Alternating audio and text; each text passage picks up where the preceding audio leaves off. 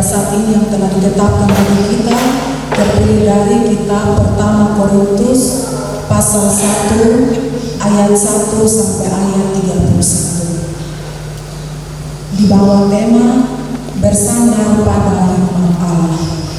Sebelum kita membaca dan merenungkan firman Tuhan, mari kita satu hati kita memohon tuntunan kepada Tuhan di dalam doa. Kita berdoa. Bapa kami yang di surga, Bapa yang Maha Kuasa dan Maha Kasih, atas perkenanan-Mu ya Bapa, pada saat ini kembali kami ada dalam hadirat-Mu. Kami telah memuji dan memuliakan akan kebesaran nama-Mu, dan sekarang tibalah saatnya bagi kami. Kami akan membaca, mendengar, bahkan merenungkan sabda kebenaran-Mu pada saat ini. Sebelumnya ya Bapa, inilah kehidupan kami masing-masing pribadi yang tidak luput dari keterbatasan. Oleh karena itu pada saat ini kami memohon tuntunan kuasa Kudus-Mu, sertai kami ya Bapa. Biarlah kebenaran firman yang kami dengar bersama pada saat ini jangan lalu sia-sia daripada kami. Tapi boleh dapat tangan dan tetap berlutut hati kami masing-masing pribadi. Dan terlebih daripada ini ya Bapa, kami memohon mampukan kami. Biarlah kami bukan saja menjadi pendengar firman yang setia, tapi kami boleh dapat mampu mewujud nyatakan kehendak firman-Mu dalam setiap perjalanan kehidupan kami hari lepas hari. Inilah kami, menyertai akan kami. Berfirmanlah kepada kami, kami anak-anak telah siap untuk mendengarkan. Amin. Jemaat Tuhan dipersilakan berdiri. Pertama Korintus pasal 1 ayat 18 sampai ayat 31. Hikmat Allah dan hikmat manusia. Sebab pemberitaan tentang salib memang adalah kebodohan bagi mereka yang akan binasa, tetapi bagi kita yang diselamatkan, pemberitaan itu adalah kekuatan Allah. Karena ada tertulis, aku akan membinasakan hikmat orang-orang berhikmat, dan kearifan orang-orang bijak akan kulenyapkan. Di manakah orang yang berhikmat? Di manakah ahli Taurat? Di manakah pembantah dari dunia ini? Bukankah Allah telah membuat hikmat dunia ini menjadi kebodohan? Oleh karena dunia dalam hikmat Allah tidak mengenal Allah oleh hikmatnya, maka Allah berkenan menyelamatkan mereka yang percaya oleh kebodohan pemberitaan Injil. Orang-orang Yahudi menghendaki tanda dan orang-orang Yunani mencari hikmat, tetapi kami memberitakan Kristus yang disalibkan, untuk orang-orang Yahudi suatu batu sandungan, dan untuk orang-orang bukan Yahudi suatu kebodohan. Tetapi untuk mereka yang dipanggil, baik orang Yahudi maupun orang bukan Yahudi, Kristus adalah kekuatan Allah dan hikmat Allah. Sebab yang bodoh dari Allah lebih besar hikmatnya daripada manusia, dan yang lemah dari Allah lebih kuat daripada manusia. Ingat saja saudara-saudara, bagaimana keadaan kamu ketika kamu dipanggil menurut ukuran manusia. Tidak banyak orang yang bijak, tidak banyak orang yang berpengaruh, tidak banyak orang yang terpandang. Tetapi apa yang bodoh bagi dunia dipilih Allah untuk memalukan orang-orang berhikmat, dan apa yang lemah bagi dunia dipilih Allah untuk memalukan apa yang kuat, dan apa yang tidak dipandang dan yang hina bagi dunia dipilih Allah, bahkan apa yang tidak berarti dipilih Allah untuk menyediakan apa yang berarti, supaya jangan ada seorang manusia pun yang memegahkan diri di hadapan Allah. Tetapi oleh Dia kamu berada dalam Kristus Yesus, yang oleh Allah telah menjadi hikmat bagi kita. Ia membenarkan dan menguduskan dan menebus kita. Karena itu seperti ada tertulis, barang siapa yang bermegah, hendaklah ia bermegah di dalam Tuhan. Demikianlah firman Tuhan. Yang dikatakan berbahagia adalah kita yang mendengar firman Tuhan, memelihara dan mau melakukan dalam hidup tiap-tiap hari. Haleluya.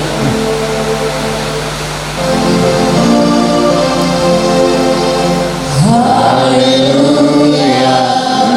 Haleluya.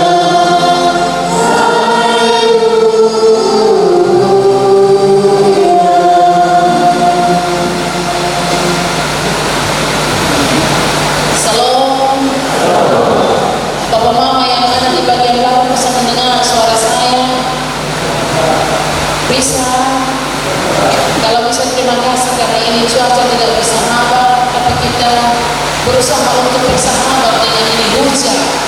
Jadi yang lain ada tidur, yang lain ada urus jantungnya, tapi kita masih ada di dalam dirinya. Kita bersyukur untuk itu.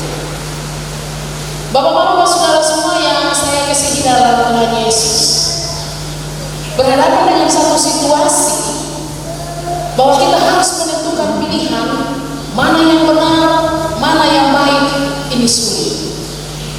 Apalagi dalam situasi di mana kita ada itu begitu kental dengan cara berpikir yang mempengaruhi kita secara pribadi. Paulus ini dia ada untuk memberitakan sebuah kebenaran dalam tugasnya sebagai seorang rasul kepada orang yang di Korintus ini dia mengalami kesulitan. Kenapa? Dia berurusan dengan orang-orang yang tahu tentang kebenaran, tetapi sulit untuk menentukan mana yang benar, yang berasal dari Tuhan atau cara berpikir mereka sebagai manusia.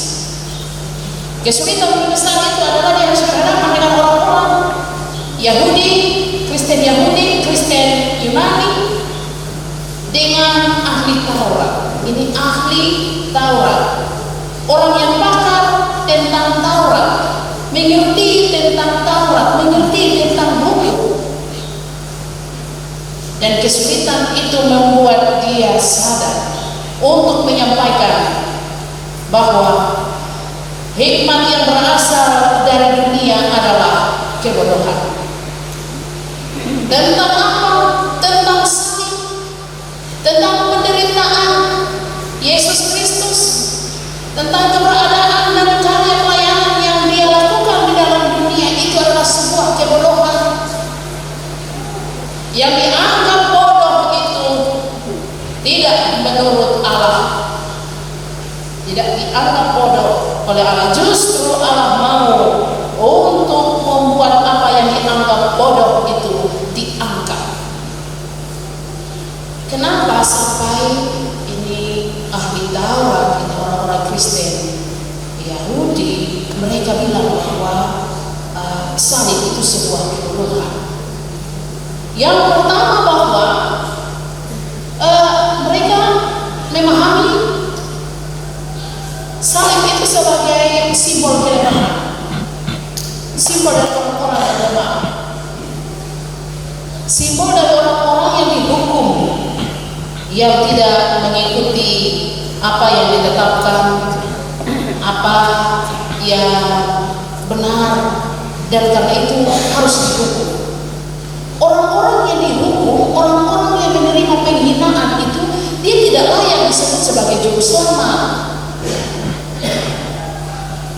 Bagaimana dia bisa disebut sebagai juru selamat sementara dia masuk dalam kategori orang-orang hukuman yang harus mati dan disalibkan? Kalau dia benar-benar Tuhan, kenapa dia harus mati? Kalau dia benar-benar Tuhan, kenapa dia harus menerima itu, hukuman itu yang dianggap hina, yang dianggap tidak layak? Dan karena itu bagi mereka salib atau pengorbanan Kristus itu adalah sebuah kebodohan. Tetapi bagi yang percaya kepada Tuhan dengan semua karya pelayanan, karya penyelamatan yang dibuat oleh Yesus, itu akan diselamatkan. Kenapa diselamatkan? Karena dia percaya. Terbukti bahwa ketika peristiwa kematian Tuhan Yesus, mereka baru sadar bahwa tabir bait Allah terbelah menjadi dua. Itu orang yang dianggap hina, yang dianggap tidak layak, tetapi kemudian kemuliaan Allah dinyatakan di sini. Hal yang berikut, bahwa orang-orang kecil, orang-orang hina, orang-orang yang tidak layak itu, yang bukan ahli Taurat, mereka tidak melihat secara langsung bagaimana Tuhan Yesus menampakkan diri. Tidak. Hanya kepada orang-orang kecil, orang-orang yang paham, orang-orang yang mau percaya kepada Tuhan, yang menerima karya itu. Dan karena itu dimulai dari ayat 18 sampai dengan ayat 25 itu bagaimana dia memberikan tentang pengorbanan itu. Dimulai dari ayat 26 sampai dengan ayat 31 itu dia ajak orang-orang yang ada di Korintus untuk melihat, untuk mengerti, untuk ingat kembali terhadap apa, bagaimana Tuhan memilih orang untuk ambil bagian dalam satu karya pelayanan. Dimulai dari orang-orang yang bukan memiliki gelar tertentu, tidak, tetapi dimulai dari apa yang dianggap lemah oleh dunia. Kita renungkan dan kita ingat kembali saja 12 murid Yesus itu, mereka datang dari mana? Nelayan, pelaut. Tuhan lihat itu tidak lihat orang-orang yang memiliki, dia punya struktur, dia punya jabatan, dia punya kekuasaan, tidak. Maka itu ketika pertanyaannya, di mana itu ahli Taurat? Ahli Taurat ada, orang mengerti tentang ini hukum, ada di mana mereka? Mereka sudah tahu tentang kebenaran, tetapi tidak membuktikan itu, percuma. Karena itu dianggap sebagai satu kebodohan. Kenapa Tuhan mau memilih berdasarkan apa yang dikatakan oleh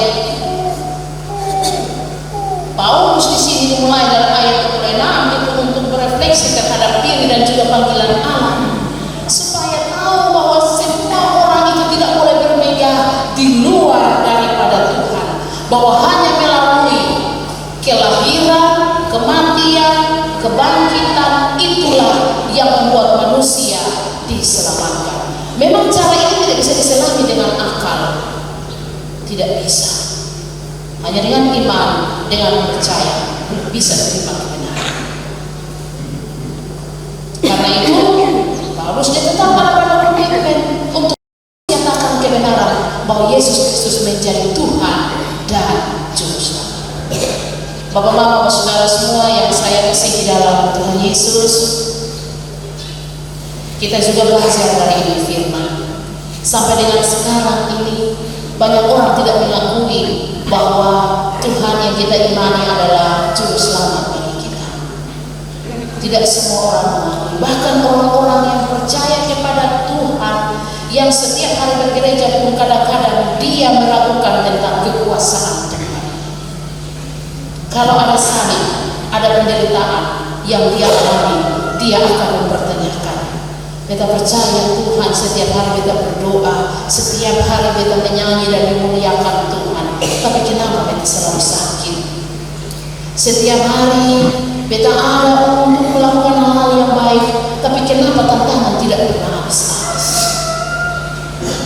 Tuhan akan menyatakan kemuliaannya bagi kita yang bersabar melewati itu penderitaan. Lewati itu salib, kita akan disebut sebagai pemenang. Sama seperti yang dialami Tuhan Yesus. Tidak ada pembelaan di situ, dianggap hina oleh dunia, tetapi kemudian Allah menyatakan kemuliaannya bahwa Dia yang dianggap hina ini menjadi penyelamat bagi manusia. Kita, jika kita belajar dari ini firman, maka kita pun harus ada dalam satu pengakuan. Percaya kepada Tuhan dengan sungguh-sungguh, yakinkan kita pribadi bahwa kita tidak percaya salah orang. Maka dia berkuasa akan nyata. Dia pilih orang ini bukan gelar sarjana, tidak, tapi dia pilih orang yang mau percaya, yang mengakui bahwa karya-karya itu menjadi nyata dalam hidup. Karena kalau pakai orang yang memiliki kemampuan di semua aspek, dia akan menganalisa segala sesuatu. Ujung-ujungnya dia akan bilang bahwa karena beta maka keberhasilan dicari. Untuk beta, dia tidak lagi melihat bahwa dia bermegah di dalam Tuhan. Dia tidak lagi melihat bahwa karena Tuhan dia berhasil. Tetapi bagi kita yang tidak tahu apa-apa tentang ini dunia, satu keberhasilan kita akan tahu bahwa ini karena Tuhan. Ketika kita mengalami sesuatu yang membuat kita terjerumus dan kita jatuh karena sakit, tantangan, masalah tidak pernah habis, kita akan berefleksi diri, kita akan merenungkan bahwa ini pasti ada sesuatu yang kita bikin salah di mata Tuhan ini. Kalau yang kita lakukan seperti itu, maka Dia akan menyatakan kemuliaannya bagi kita. Dia akan kasih tunjuk Ibu kuasa. Dia akan menampakkan dirinya kepada kita yang mengakui kekuasaannya. Sehingga di saat-saat tertentu kita mengalami hal-hal sulit, Dia memberikan kemudahan. Beras susah ada lain. Bapak yang cari ame ke 1-2 kilo tidak ada susah ada makan lu membikinkan makan. Tiba-tiba ada jalan keluar, dia pergi di luar dapat berkah, ternyata sayur terjual. Dia tidak akan bilang bahwa untuk beta pergi keluar bersama dan berjual ini sayur, tidak. Tetapi akan ada dalam satu cara pandang iman bahwa karena Tuhan maka ini terjadi. Kalau kita semua punya komitmen seperti itu, kita tidak akan bilang bahwa karena beta, tetapi kita bermegang karena Tuhan kita bisa melakukan banyak hal. Karena Tuhan, walaupun cuaca hujan, kita ada di sini. Karena Tuhan, maka kita masih bisa bernapas. Karena Tuhan, kita bisa di sawah, kita bisa berkebun dan melakukan segala sesuatu. Jangan mengukur sebuah kebenaran dengan kita punya otak. Cara berpikir kita, cara bertindak kita, cara berkata-kata kita. Karena belum tentu apa yang kita pikirkan, apa yang kita katakan itu benar. Tetapi apa yang berasal dari Allah selalu menjadi sebuah kebenaran. Berjalan bersama-sama dengan Tuhan dan lihatlah bagaimana Dia menyatakan kemuliaannya dalam hidup kita tiap-tiap hari. Amin.